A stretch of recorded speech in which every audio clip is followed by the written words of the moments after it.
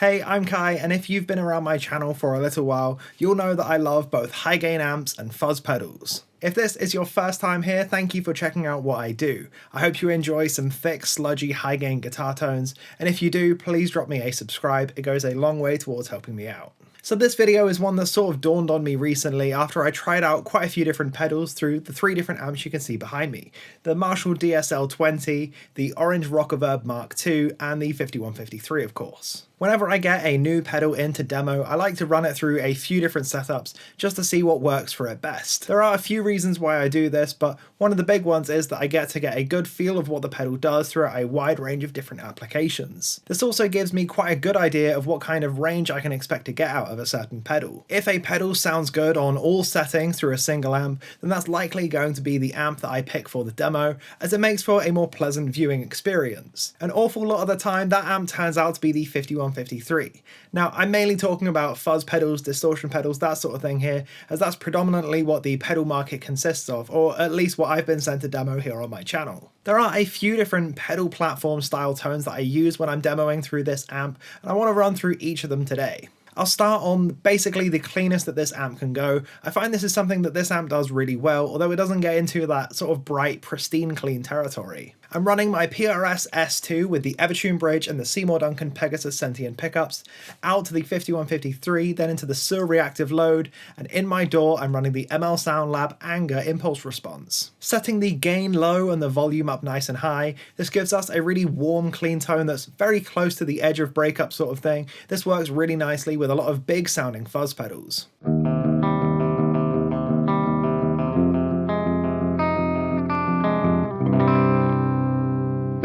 Let's now build out something into a big, thick distortion, and of course the natural pick for this is going to be the Electro Harmonix Big Muff. I'll also throw in a touch of plate reverb from the Mua R7 Reverb on my pedal board, just to give things a little bit more life.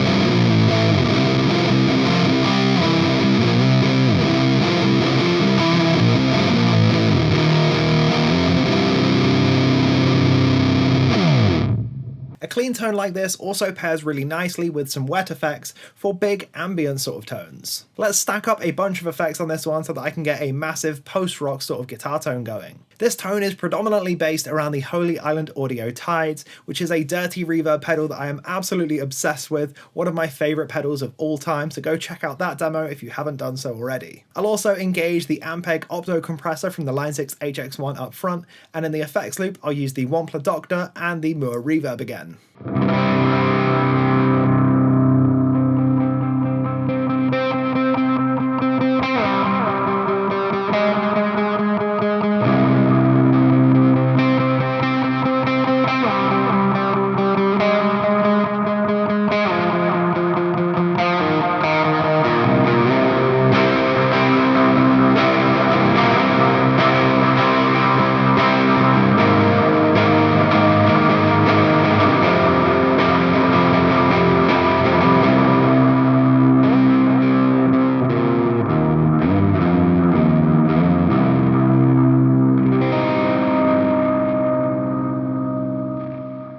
So that's the sort of super clean tone out of the way. It works well for a lot of pedals, however it sort of starts to fall apart under big fuzzy sorts of things, as it can get pretty bright and shrill. I've personally found that the sweet spot for a lot of fuzz pedals and stuff like that is the green channel with the volume up to about 4 or 5, and then the volume just set to taste. Let's hear what this tone sounds like completely dry first, and then we'll get into some stacked tones.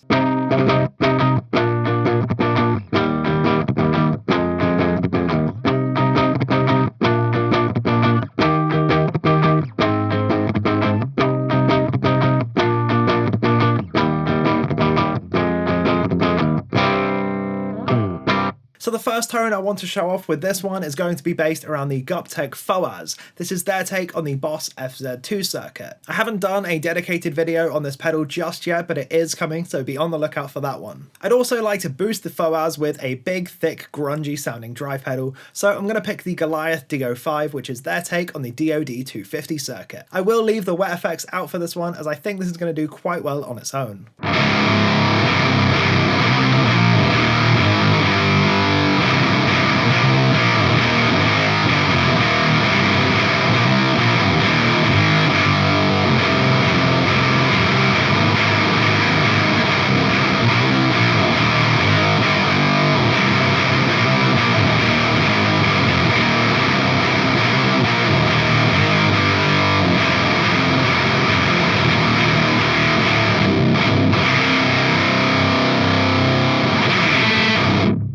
So yeah, that got super gnarly, super doomy, and we're still just on the green channel of the amplifier. The final tone while we're on the green channel of this amplifier is going to be the 0 fret Black Russian Rat, boosted by the Blue Ridge by Heartwood. So yeah, we're going to get into some super thick, sludgy gain territory before we move over to the blue channel. I'll kick the Blue Ridge on about halfway through because I really need to show how this Black Russian Rat sounds on its own. This thing is absolutely ferocious.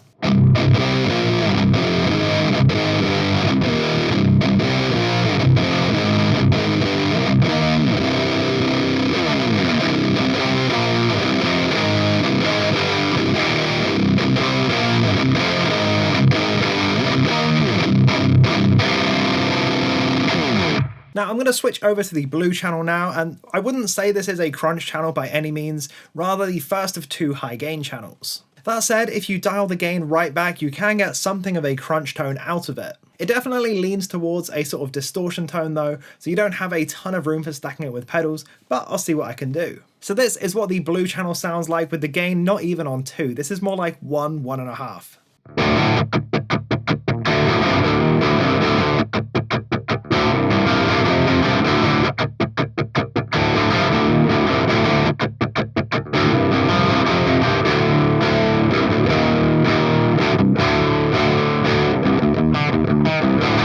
I'll flick the Holy Island Audio Tides on again, and I know I've already done this one, but I absolutely love this pedal. I'm going to try it boosted with the Earthquaker Devices plumes this time.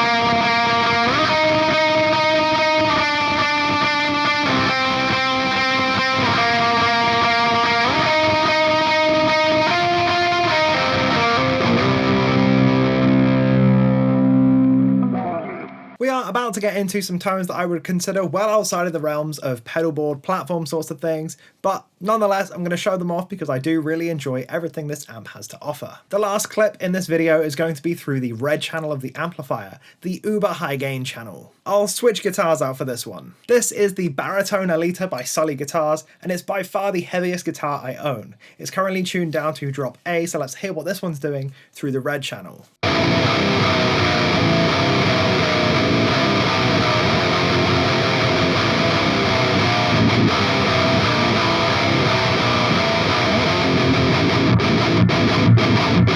A common trick in both metalcore and hardcore at the minute is to run a fuzz pedal into the high gain channel of an amplifier to just blow things out into oblivion. This can get you a super gnarly, grindy sort of tone that sits apart from all of the other high gain tones that you hear. It's particularly good for slamming breakdown sections. Now normally for this tone I'd pick something like the Swollen Pickle or my God City Instruments Pariah. However, I don't have either of those available to me right now, so instead I'm just going to bring back the Black Russian Rat and see what this does with the filter maxed out.